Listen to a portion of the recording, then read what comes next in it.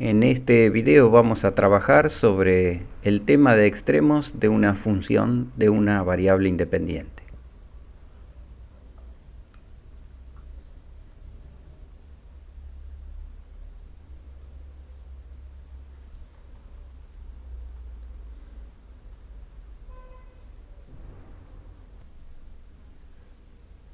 Vamos a revisar los conceptos de máximos y mínimos relativos. En este caso vemos que un máximo relativo ocurre en x igual a x sub 0 cuando en un intervalo abierto de la función se verifica que f de x sub 0 es mayor o igual a f de x en todos los x pertenecientes a dicho intervalo.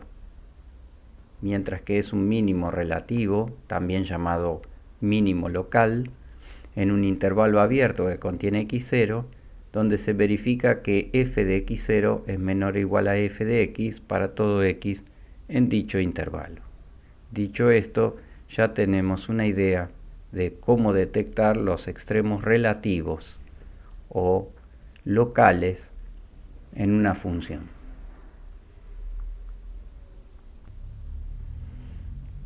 Y veamos este teorema. Ahora que sabemos definir qué es un extremo relativo, vemos que si una función f de x existe en un intervalo abierto a b, y si f tiene un extremo relativo en un valor x sub 0 de ese intervalo abierto a b, la derivada f' de x0, si existe, entonces debe valer 0.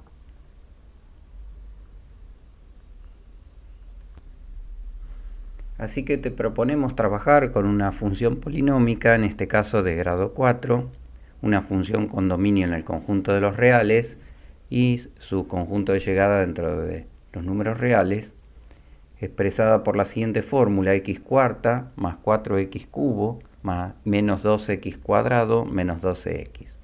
Nos proponemos obtener los extremos de esta función.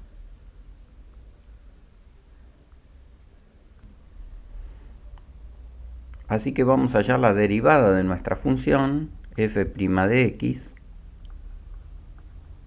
igual a 4x elevado al cubo más 12x elevado al cuadrado menos 4x menos 12.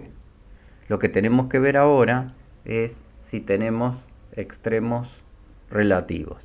Para eso vamos a buscar lo que se denominan valores críticos o puntos críticos. Los puntos críticos de una función son aquellos valores x sub 0 pertenecientes al dominio de la función, tales que su derivada en x0 vale 0 o, en su defecto, su derivada no existe. Estos puntos críticos que vamos a obtener son en realidad puntos sospechosos de ser extremos, porque si ustedes se fijan en la definición anterior, dice que si una función tiene un extremo, entonces allí su derivada no existe en caso de que exista, o puede ocurrir que la derivada no exista y también sea un extremo. Pero son solamente condiciones necesarias y no suficientes. Así que lo que vamos a hacer es buscar aquellos valores donde la derivada vale 0 o donde no existe. Como nuestra derivada es un polinomio, vamos a ver dónde la derivada vale 0, porque la derivada, al ser un polinomio, existe siempre. Así que 4x al cubo más 12x al cuadrado menos 4x menos 12 lo vamos a igualar a 0 y vamos a resolver esta ecuación que nos va a dar los puntos críticos. Vamos a obtener entonces los valores críticos o puntos críticos. Para eso, para resolver esta ecuación cúbica completa, lo que podemos hacer es factoriar, sacando factor común en grupos. Primero podríamos dividir todo por 4 y la ecuación sería un poco más sencilla y tendríamos x al cubo más 3x cuadrado menos x menos 3. Y vemos aquí fácilmente que podemos sacar factor común x cuadrado en estos dos primeros términos. Vamos a sacar factor común x cuadrado de x más 3. Y entre estos otros dos términos vamos a sacar factor común menos 1 de x más 3. Lo vamos a igualar a 0 y vamos a sacar nuevamente factor común x más 3. Vamos a sacar factor común x más 3 de x cuadrado menos 1, y de aquí nos van a salir los puntos críticos. Como ustedes pueden ver, x igual a menos 3 es un punto crítico, x igual a 1 y x igual a menos 1. Estos puntos que están aquí, o estos valores críticos, son candidatos a ser extremos. No sabemos si son extremos o si no lo son. Y en caso de ser extremos, hay que verificar si son máximos o si son mínimos.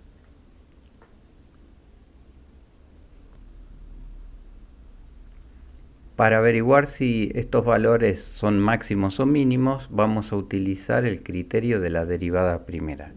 Pero antes vamos a revisar el siguiente teorema. Si una función f es continua en un intervalo cerrado AB y además es derivable en el intervalo abierto AB, se cumple que si la derivada es positiva, entonces la función f es creciente en el intervalo, y si la derivada es negativa, entonces la función es decreciente en el intervalo. Quiere decir que esto nos va a ayudar a nosotros a determinar si la función anterior tiene un máximo o un mínimo en cada uno de esos valores críticos anteriores. Volviendo entonces a nuestra función y su derivada y los puntos críticos, he ubicado acá todos los valores críticos, el menos 3, el menos 1 y el 1, en una recta numérica, y lo que se puede ver es que quedan determinados algunos intervalos, que en este caso serían de menos infinito a menos 3, de menos 3 a menos 1, de menos 1 a 1 y de 1 a más infinito, donde hay que estudiar el signo de la derivada. Si la derivada es positiva, entonces la función f crece, y si la derivada es negativa, entonces la función f decrece. Así que lo que tenemos que estudiar es el signo de nuestra derivada. Como nuestra función y su derivada son funciones polinómicas, no vamos a tener ningún problema en aplicar nuestro teorema de Bolzano, que lo hará mucho más fácil.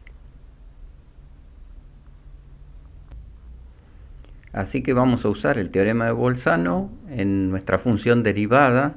Recuerden que esta función derivada que está acá, la podemos escribir de una forma un poco más cómoda para trabajar, que es su forma factoriada. Esta forma de escribirla sería 4 por su factoreo, que es x más 3, por x cuadrado menos 1. Esta es la forma factoriada de nuestra función derivada. ¿Y qué tiene de bueno esto? Que ahora yo voy a tomar valores en cada uno de los intervalos. O sea, voy a tomar un valor aquí, entre menos infinito y menos 3. Por ejemplo, podría tomar el menos 4. Fíjense que si ustedes toman el menos 4 en la derivada, f' en menos 4, van a encontrar que si ponen acá un menos 4 más 3 da un número negativo, multiplicado por un número positivo da un número negativo, y multiplicado por menos 4 al cuadrado menos 1, que es un número positivo, esto da un número negativo. Entonces quiere decir que la derivada f' ha dado negativo. Y si la derivada es negativa, entonces la función f es una función decreciente en ese intervalo. Tomemos otro valor entre menos 3 y menos 1. Por ejemplo, podríamos tomar la derivada en menos 2. Para menos 2 voy a tener este 4 que es un número positivo, esta operación en menos 2 es positiva y esta operación en menos 2 es positiva. Con lo cual el signo de este producto es positivo. Si el signo es positivo, entonces en este intervalo que es entre menos 3 y menos 1, lo vamos a anotar aquí, entre menos 3 y menos 1, es positiva. Quiere decir que la función f, entonces, en este caso, es creciente.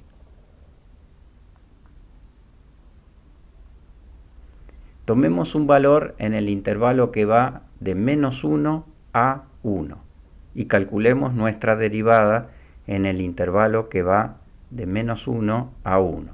Estamos con nuestra expresión factoriada y podríamos tomar, por ejemplo, el valor f' en 0.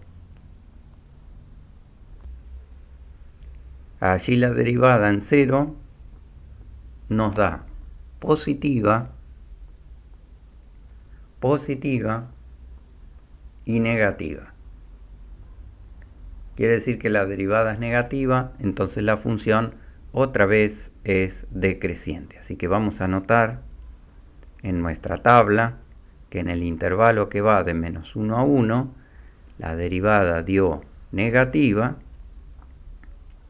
entonces nuestra función es decreciente en dicho intervalo. Vamos a seguir ahora trabajando, pero en el intervalo que va de 1 a más infinito. Recuerden que siempre vamos a trabajar con nuestra expresión factoriada.